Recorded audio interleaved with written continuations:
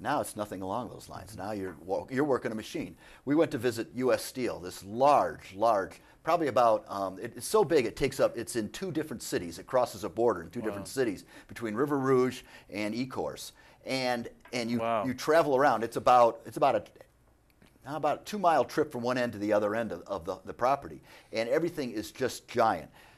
Big buckets, big rooms where we went in this one room and it was just the size of about 6 football fields, and it was where the steel comes out and they start stamping it real thin, and it just keeps getting thinner and thinner and thinner until it's in the spot they use. 2 guys run that whole room, and they sit up in a room up above and watch it all come out and make sure it's getting to the thickness they need all the way down, and they do that all day long, but it's just 2 guys doing it the whole time.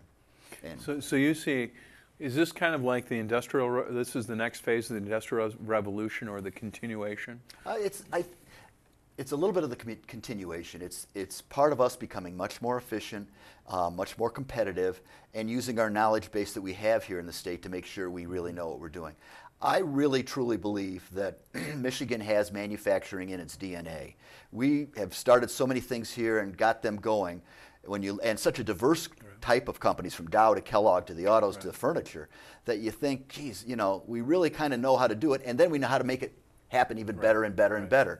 And we're hoping to change that even more, and that we'll always be one of those centers because we have that knowledge and we have that inspiration that's going on around us all the time. Okay, so we've talked a little bit about taxes. We've talked a little bit about labor.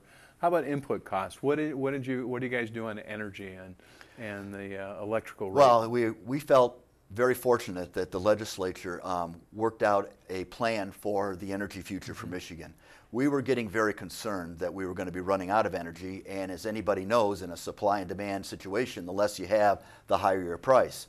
I think the energy package that was passed last year by the Senate and the House and signed by the governor eventually was something that will really help us make a plan to move to the future. Not only making sure that we have large baseload plants built and we have enough energy, but also making us experiment in renewable energy and making sure that's affordable. I would think we'll see a lot more of that on top of our factory headquarters as they try to take more control over their energy future and have a little bit of a discount by helping get something from the wind or the sun or anything else they can figure out. Very good.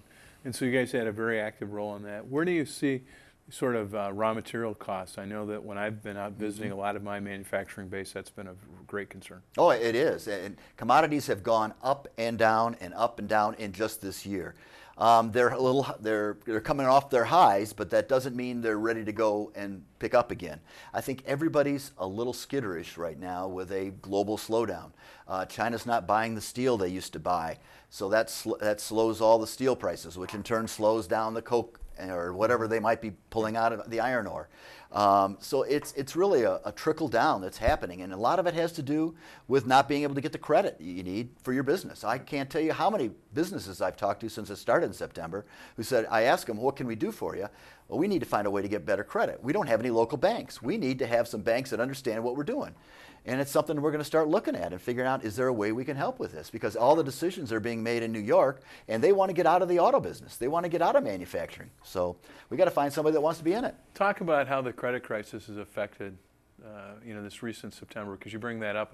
I've heard that from a variety of different companies. I've got one that's trying to bring jobs back from China and making a tape gun. I'll have to show you some of the great things that they're doing, and they're struggling with the ability to expand here in Michigan. Well, I think what's the crisis in the credit? Well, I think almost any business or businessman out there will tell you that your credit is very tight. The lines of credit they used to have to operate on, they would have a line of credit so they could have that to pay their employees before they got paid for their product, is drying up, or the interest rate is so high they don't want to tap into it. So where do they go, and how do they make that product, or better yet, how do they go and solicit new business, which is going to take a new machine if they can't get the credit for that machine, and nobody wants to give them that credit for the machine right now because they think they're too risky, because ultimately that part may end up on an automobile at some point. It's very intertied, and we have to loosen the purse string somehow to make sure everybody's getting what they need. I'm not sure how we get there, but I'm hoping it's going to happen soon. Okay. What do What do you think in sort of this whole issue of the stock market decline? Let's talk about sort of who are the bright spots out of manufacturing in the state that are, and then we'll talk a little bit about some of the challenges we're facing in the auto industry. What are some of the bright spots out there? Well, we got a couple nice bright spots, quite frankly. Dow Corning and the silicon that they produce is just doing great. It's a commodity that's in demand for solar. It's a commodity that's in demand for television screens. Yeah. It's a very much in it's demand amazing. commodity. I had the opportunity, several of us went, and all those bills for the Hemlock semiconductor came through our committee. Yes, that's right. And it's an amazing facility to think about a third of the world's goo or more for chips and I mean, it's just all incredible sorts of stuff. And now they're starting to attract people to come around them because they want to be right in that area. Right. And that was other legislation you guys worked on, that anchor legislation. That's very interesting stuff. And I think that could be our future. They're a very bright spot.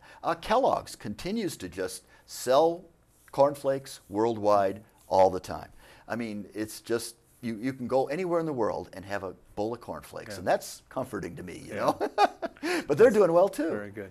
And any small manufacturers that produce some unique? What are some of the more unique products that produce? Wow. Well, I love East Jordan Iron Works. You can't go any place in the state without finding their manhole covers. I think they're a great one. What a wonderful celebration we had. Representative Elsenheimer and I were up there and got letters from the governor and a whole litany of people, but just to celebrate their anniversary and their involvement in the community. To think how long they've been there, as you said, 115 years. 115, right? Yeah.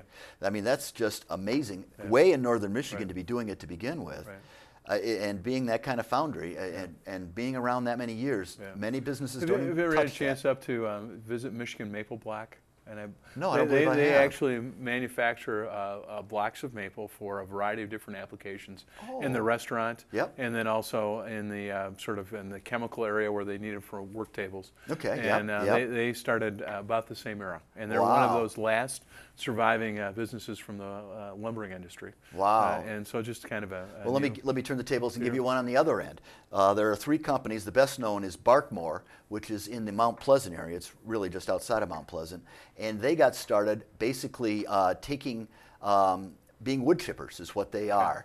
And they saw a great year when the hurricanes came through because everybody needed wood chippers at that point. And they're still producing wood chippers for a lot of the world right now. It's pretty amazing. And they're located just outside of Shepherd, basically. Wow. And so you go all over and you find people that are making things. It's always fun for me to talk to somebody and to find out what they're making and to see the light in their eyes. Here's the tube that I make that saran wrap goes around. You know, and I never thought somebody made that, but somebody's got to make all of that stuff. So it's not just an auto-based economy. No. One thing I try to talk to people about is to explain to them that, you know, in any economy, there's only one way to create wealth. There's only two ways to create wealth. One is to grow it, and the other one is to make it. Otherwise, you're just working off all the other services and trading back and forth, which is fine. But those services go away if you're not growing it or making it somewhere along the line. So we try to. They're the engine of the economy, and the autos for this nation are really that engine. And let's kind of segue into that because I'm glad you brought that up. It's my understanding is about 25% of all the cars produced in the United States, 20 to 25 are manufactured in Michigan. Yep. Cars and trucks, yeah. So what sort of to give us an overview? It's tough. Well, it's very tough right now. Part of it is that credit situation. It's tough for them to sell cars. Everybody's going to say, well, do I want to buy a car from somebody who's not doing real well? It's in front of Congress and may not get bailed out. And then the next day you turn the page and you see that there's $50 billion going to Citigroup. And they can't get $25 billion. It's very frustrating, I have to admit.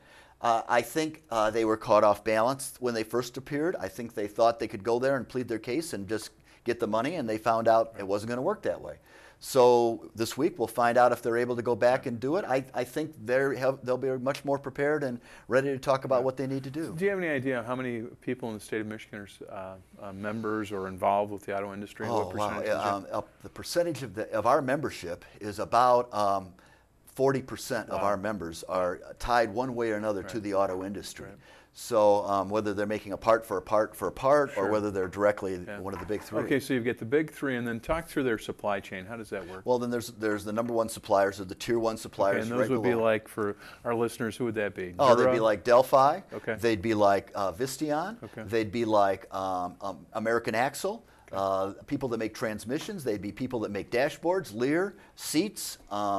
anything along those lines. Now, there's a whole other tier beneath them that help make supplies for those people, and those are the tier 2 people, and they help in that market also. And there's another group below them that even makes parts for those people or provide raw material for those people. So it's really built into Michigan all the way through.